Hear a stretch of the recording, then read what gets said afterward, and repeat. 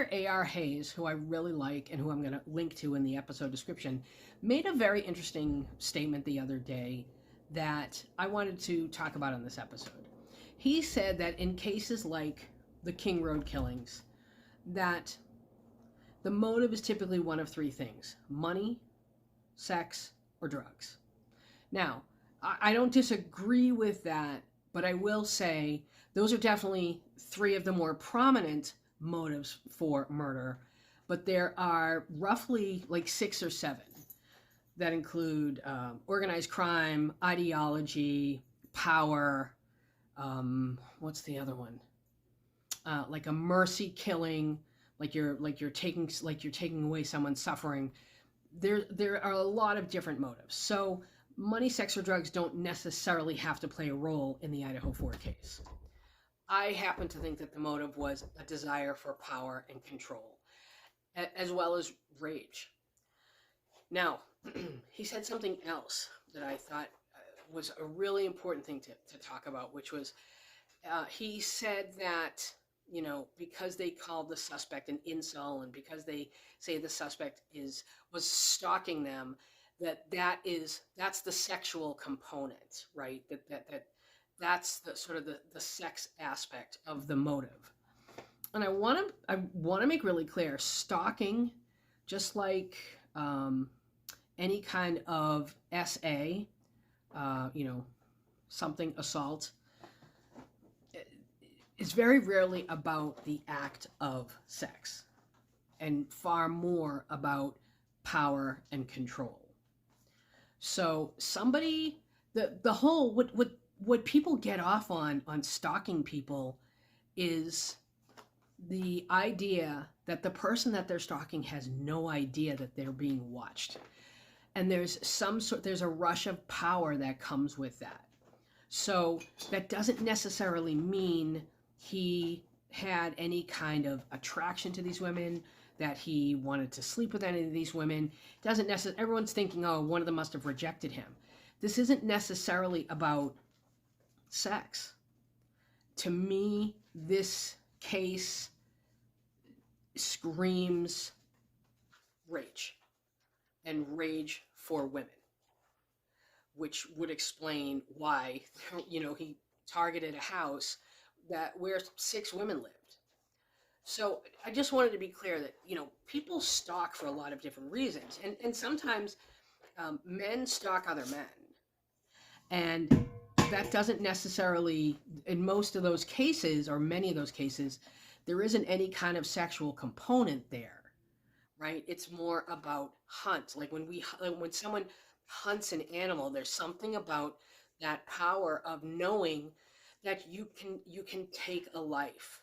It's that sense of almost competition, of being able to do it, where you're sort of competing with yourself.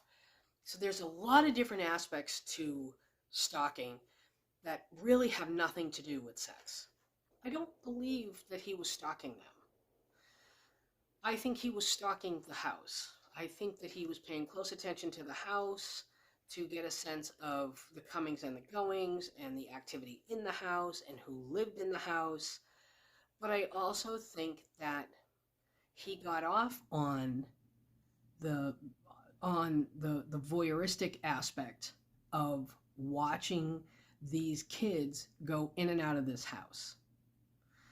And I think maybe over time he might have developed a fixation on one of them, but as I've said many times, I think the target was always the house versus the people who lived inside of it. Now I want to talk about a question that somebody asked in the comments recently regarding the weapon that was used in the crime. She was wondering what did I think the suspect did with the knife. Now, my personal opinion is he ditched it somewhere, but somewhere he could go back and find it and get it, because I think that knife has pretty special significance to him, not just because it was used in this crime, but because I think that knife to him represents the power, the control that he was able to develop and possess the night of the murders. So I think that he definitely would have put it somewhere, like buried it somewhere that he could get it so that he could relive that night. And I do wonder if in that time frame, in those 6 weeks, I do wonder if he ever went to wherever he buried that knife to like to hold it, to touch it, to see it, to make sure it was still there. I don't know. I don't happen to think that he got rid of it completely, like threw it in a river anywhere. I think that's something that he planned on holding on to and potentially using again.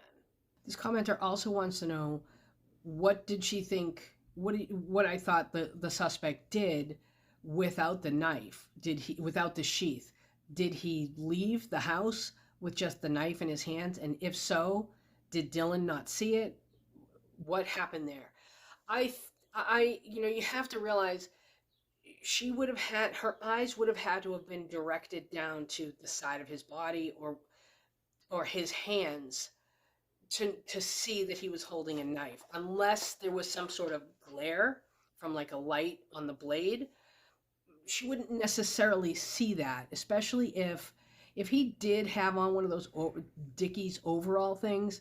They tend to have some pretty deep pockets. He could have had his hands in his pockets for all we know. And so again, it just didn't occur to her. We don't know what he was doing with his hands. So I think that she wasn't looking in that direction, and that's why she didn't see it. Another person asks, how is it possible that he was able to walk throughout that house and not drip any blood, especially with a knife that big? Well, we don't know that he didn't. We're assuming that he didn't just because, we've heard that there wasn't much of a blood trail outside of the house. But what I think is he picked up an article of clothing or went into one of the bathrooms and took a towel. In fact, months ago, I got something from someone on Reddit. I guess someone had sent me screenshots of this post from someone allegedly who had a friend at University of Idaho, because everybody does. And they did say that what they heard, and I have to say the story they told made sense to me, but one of the things that they said was that when they arrived on scene, meaning the police, the bathroom door was open, and they think that he may have taken a towel and wrapped the knife in a towel.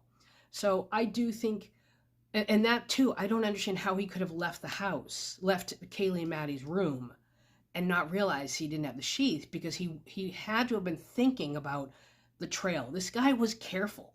This guy was meticulous. He had to have been thinking about, how am I going to prevent the blood? He had to have known in that moment he didn't have the sheath. And this is why I think he left the sheath behind on purpose. Now I want to hear from you. What do you think he did with the knife? And why do you think there wasn't much of a blood trail inside the house? Leave your thoughts in the comments.